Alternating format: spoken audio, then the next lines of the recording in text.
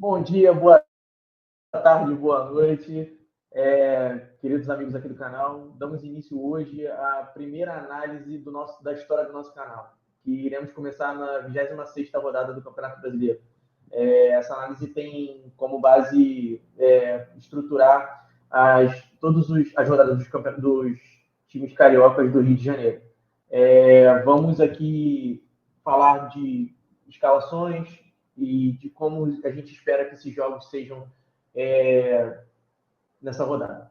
Eu vou começar dando um olá aí para o meu amigo Augusto, para o meu amigo Lucas, e já dar o start, né? Começar falando do primeiro jogo do Carioca na rodada, que quem joga primeiro é o Botafogo. O Botafogo encara o Corinthians aqui no Newton Santos, no Rio de Janeiro. E qual é a sua expectativa, Augusto, para essa rodada? Você acha que o Botafogo continua na corrida para o Brasileirão, para o título do Brasileirão, ou o Corinthians surpreende aí nessa pós-apresentação de Memphis Depay? Vamos lá, o Botafogo, acredito que vem forte aí, né? O Cuiabá se machucou, mas o Alex Telles já vai estrear, um jogador aí, porra, já jogou em muito clube forte, vai vir aí, bem jogado também, estava jogando lá na Arábia. E aí, Lucas, depois dessa abordagem do Augusto com relação ao que o Botafogo... Ele já disse aqui, já acabou de dizer que ele é o Botafogo favorito dele, né? O que você acha dessa rodada para o Botafogo? Continua a corrida pelo Brasileirão ou o Corinthians surpreende? Tudo bom, pessoal aí? Cara, então, o Botafogo nessa rodada, ele é favorito. A gente sabe que o Corinthians ele não está numa boa situação, o Corinthians está na parte de baixo da tabela. Ele também está com um grande problema que ele está nos altos e baixos e tudo mais. Ganhou, né, do Juventude por 3-1 nesse último jogo, dá uma moral, mas assim, o Botafogo está muito bem no campeonato. Não é à toa que são 25 partidas, 15 vitórias, 5 empates, 5 derrotas. E tá brigando ali pela liderança, junto com o Fortaleza e os demais. Então, assim, o favorito é o Botafogo, não, a gente não tem sombra de dúvidas nisso. A questão é conseguir ver se tem desfalques, assim como o Augusto já estava falando, né? Se o Botafogo vier completinho, cara, é Botafogo na cabeça, entendeu? Agora, o Corinthians pode surpreender, até porque a gente tem ali o técnico argentino, que ele é bom em reestruturação, a gente tem que pensar nisso também, mas não tem como falar que está sólido, né? Até porque eles têm o Pedro Raul, tem alguns jogadores que ali não estão em boa fase, então é tudo para o Botafogo ir bem nesse próximo jogo.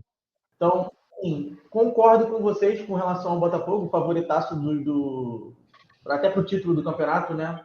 Mas eu não desprezo o Corinthians por conta dos últimos resultados dele. Ganhou do Flamengo, que está nas cabeças do campeonato, além de também ter classificado contra o Juventude. Então, assim, é um time grande, né, do futebol. Então, assim, eu não desprezo o Corinthians. Não desprezo o Corinthians, ainda mais que está tratando pela situação deles. Tá bom? Acredito que é um jogo muito para o Botafogo, mas o Corinthians pode surpreender. Na verdade, a camisa de vez em quando pesa, como a gente falou antes. Mas assim, o Corinthians ele tá numa situação muito delicada, porque ele tá lá na parte de baixo, se você for parar para pensar também. O jogo de mata-mata, ele dá uma moral, ainda mais o Juventude tá com um time muito bom, tá com um time, e a gente até vai falar dele depois. Mas assim, a gente não pode deixar de olhar que o Botafogo, com a situação do Memphis que chegou agora, ganhou o Juventude. Não tem como você cravar que o Botafogo vai ser. Assim, a gente, pela situação, o Botafogo é o favorito. Mas você cravar que o Botafogo vai ganhar é meio complicado, né? Mas toda essa questão, assim, o Corinthians falando, 6 vitórias, 7 empates, 12 derrotas no campeonato. Equipe que marcou 26 gols e sofreu 31 gols. Então, assim, é complicado você falar dessa situação, a não ser que tenha a virada de chave. A gente vai ver se a virada de chave mesmo é agora, foi agora contra o Juventude, ou se ele vai voar, né, digamos assim, ou se ele vai cair para a segunda divisão, que é o que está aparecendo que vai acontecer no Campeonato Brasileiro. Lembrando aqui, eu vou falar aqui um pouquinho só do Corinthians. Além do Memphis, que ainda não vai jogar, né? O Memphis Depay não vai jogar. Tem as ausências de Félix Torres, Charles, Kaká e Yuri Alberto. Então, 4 suspensos, além do próprio argentino também, o Emiliano Dias, que é auxiliar muito importante também na comissão. Aqui, o pessoal que acompanhou o Vasco aqui no Rio sabe que também é um cara que tinha muita importância, né? Então, O Corinthians vem com desfalques, com a moral de ter batido o Juventude, e, enfim, vamos ver o que vai dar aí. Continuando a análise dos cariocas, vamos agora inverter os papéis. Fluminense joga fora contra o Juventude. Qual a sua opinião, Lucas, com relação a esse jogo, dado a circunstância do Fluminense ter mudado o jeito de jogar no campeonato? E Thiago Silva são 5 jogos e praticamente nenhuma derrota, poucos gols sofridos. Qual a sua opinião com relação ao jogo do Juventude e Fluminense, 4 horas da tarde, no domingo? Cara, o Fluminense é outro no campeonato. Depois da chegada do zagueiro, troca do técnico, o Fluminense deu uma boa decolada. Logicamente que ainda está numa situação muito complicada, está perigando ali na parte de baixo, mas assim, a gente vê um Fluminense que compete. Só que aí a gente vai pegar um Juventude que em casa é muito forte, né, cara? Agora, recordando aqui, só lembro só do Inter ter ganhado lá. Então, assim, Vasco perdeu pro Juventude, Flamengo também. O próprio, não, se eu não me engano, foi 1-1. Não foi? Pela Copa do Brasil, o Fluminense perdeu o jogo sim. lá, foi 2-2. Então, assim, na verdade, nos testes do Carioca contra o Juventude, todos os cariocas foram mal. Nenhum deles foram bem, não. O único que eu lembro, assim, que realmente foi bem lá, eu retorno a falar, foi o Inter, entendeu? Vai ser uma pedreira, é um time muito bem ajustado, um time bom. Sofreu um baque com a troca de técnico, né? Justamente o técnico que está no Inter é o técnico que estava no Juventude. Mas, tipo assim, bem complicado. O Fluminense, se ele for com o Thiago Silva e bem organizado do jeito que tá, cara, dá pra ali encarar ali um empate, né? Eu acho que seria o mais aceitável. O time do Fluminense, além de ser um bom time, a camisa nesse sentido pesa, né? Mas a gente tem que lembrar que o campeonato do Juventude é melhor do que o do Fluminense. Sem dúvida, sem dúvida. Augusto, completa aí pra gente. Então, cara, eu acredito que o Fluminense já tá, assim, a gente estava falando do Corinthians, que ainda tá capenga aí, né? Ganhou do Flamengo a última rodada, passou do Juventude, mas a gente ainda não sente muita firmeza. No Corinthians a gente não sabe, eu acredito que vendo do Botafogo já também começa a ficar difícil, a gente vai começar a pensar em outro time para cair no lugar do Corinthians ali. Né? O Fluminense estava passando num perrengue pesado ali na época da Copa América, assim, o John Arias, que estava na seleção e outros desfalques. Mas depois da chegada do Thiago Silva e do Mano ali, já deu para ver que mudou a... Pô, não toma gol mais, meu irmão. O Thiago, sim, fica difícil. Dá pra ver que. Eu acho muito improvável que o Fluminense caia. E acho que esse jogo aí, 0-0. Tá bom. Eu completando a análise do Juventude e Fluminense, eu acredito que o Fluminense não deve voltar de lá sem pelo menos um ponto. Até por conta da solidez defensiva que o Mano Menezes, junto com o Thiago Silva, né, que a gente diz que é o técnico dentro de campo, trouxe pro time do Fluminense. Então, assim, semana que vem já tem o jogo da Libertadores, então eu acredito que com a pausa, o Fluminense, como o seu elenco e sua comissão técnica, eles estão contando com um ponto nesse jogo. Eles não voltam, acho que não voltam de lá sem pelo menos um ponto. A questão é que o Juventude pode não aceitar isso, né? Porque o Juventude tem tido um ótimo retrospecto em relação aos cariocas aqui no Rio. Então, é uma partida traiçoeira, né? Vamos dizer assim. Traiçoeira porque você olha o Fluminense campeão da América com o Juventude que estava frequentando ali a Série B há anos, e aí você, de olhos fechados, sem saber em que pé está o campeonato, você fala, não, o Fluminense vai ganhar o jogo. Mas a gente sabe que não é assim, né? Vou completar rapidinho. Só uma informação, no caso. Se a gente for olhar nos confrontos diretos, 3 vitórias do Juventude, 3 empates e 1 vitória do Fluminense. Então, assim, até mesmo historicamente é bem complicado para o Fluminense jogar lá, né? Sim. E jogar lá é Alto da Glória, né? Alfredo Jaconi. Jogar lá realmente é bastante complicado. Então, assim, acho que o Fluminense vai negociar bem esses pontos aí, mas esse jogo, para não perder ponto, mas jogar lá é muito complicado. Com esse retrospecto que você passou aí. Então, assim, jogo complicado. E a rodada, né, para os cariocas se encerra com um jogo perfeito, né? Vamos dizer assim, um clássico, Flamengo e Vasco, ambos classificados para a semifinal da Copa do Brasil, ambos com a moral altíssima, com desejo e anseio de vitória, ainda mais se tratando de um clássico. E é isso. Augusto, o que você acha desse jogo? O que você acha que vai sair desse jogo aí? Então, cara, esse jogo aí, Flamengo e Vasco, é um jogo que eu acho que tá muito difícil da gente prever, né? Eu aposto mais no Botafogo ali, no outro jogo do... Até eu acho que posso ter um pouquinho mais no Fluminense, ou pelo menos um empate, acho que fica bom para os dois. Agora, Vasco e Flamengo, nessa situação tá difícil, né? Porque o primeiro turno foi desproporcional, o Vasco trocando de técnico, tomou assim, uma surra. Agora, né, nesse jogo, tá muito mais equilibrado, o Vasco vem num momento, porra, passou o mês passado inteiro sem perder, esse mês começou agora perdendo, mas classificou com um a menos, então chega com moral elevada, assim como o Flamengo, eu acho que não chega no melhor momento do ano, mas, porra, com os jogadores que tem, é sempre complicado.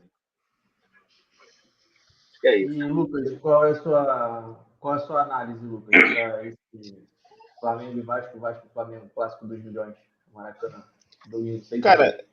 sigo com o que o Augusto falou, que é muito complicado porque os dois estão em situações diferentes. Se você for reparar no primeiro turno, o Vasco estava numa situação completamente lá embaixo, time sem moral, time sem vontade, às vezes, de jogar.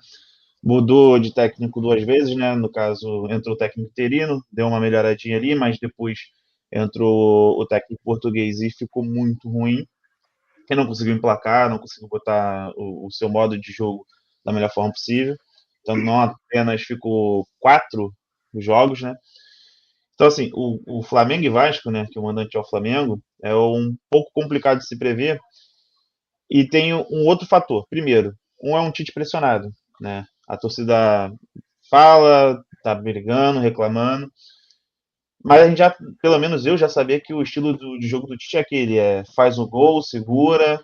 O jogo do primeiro turno foi um jogo muito atípico, no caso 6-0, 6-1 na verdade. Uhum. Então, são momentos diferentes. Bota por isso, né? Bota tipo por Isso. isso. Já o Vasco nesse momento está um pouco melhor, né? Digamos, está com a moral mais elevada, conseguiu correr atrás de resultados ruins, né? 2 vezes, né, nesses 2 últimos jogos aí contra o Atlético Paranaense. No último jogo ele perdeu, mas ganhou nos pênaltis, então assim, o mental dos jogadores são diferentes. O Flamengo com seus principais jogadores vem desfalque. Nesse último jogo agora, o Arrascaeta saiu reclamando de um problema na coxa. Se o Flamengo tivesse inteiro, cara, favoritaria com certeza o Flamengo. Mas sabendo que não está, e no momento atual do Vasco, eu acho que assim, Dadas as circunstâncias. empate. Dadas as circunstâncias, eu acho que empate. Porque o Flamengo, com certeza, ele tem um elenco melhor do que o do Vasco, um elenco completo, tem banco, coisa que o Vasco não tem, entendeu? Assim, não tem peças de reposição. Então a gente não sabe como vai se dar o jogo em si. Mas se você for olhar o atual momento, o Vasco é melhor, mas o elenco do Flamengo é mais qualificado. Então fica difícil de você prever. Então, assim, eu jogaria no empate. Só um a mais, então, aí, para a gente dar uma pimentada nesse jogo com uma pressão a mais. Dá para falar na 26ª rodada que o Flamengo não vai ser mais campeão brasileiro e que o Vasco já livrou o rebaixamento, Augusto? Eu acho que o Vasco já se livrou do rebaixamento, mas não dá para cravar que o Flamengo não vai ser campeão brasileiro. Né? Então, sim, eu acho que Lucas. tá. Deixa eu dar uma Cara, olhadinha aqui na tabela. são 6 pontos de diferença. O Botafogo está com 50 pontos, o Flamengo está com 44. Mas é E, pelo assim, futebol apresentado. Pelo futebol pelo apresentado. futebol apresentado, não cravo que o Flamengo ganhe, não. O problema assim, na pressão que tá, vai ter mudanças. O Tite é um bom técnico, né? A gente não pode falar que o Tite não é um mau técnico.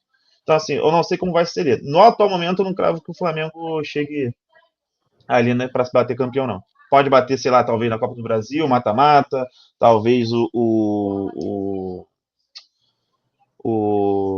jogo. Fugiu agora da mente. O outro Libertadores? campeonato.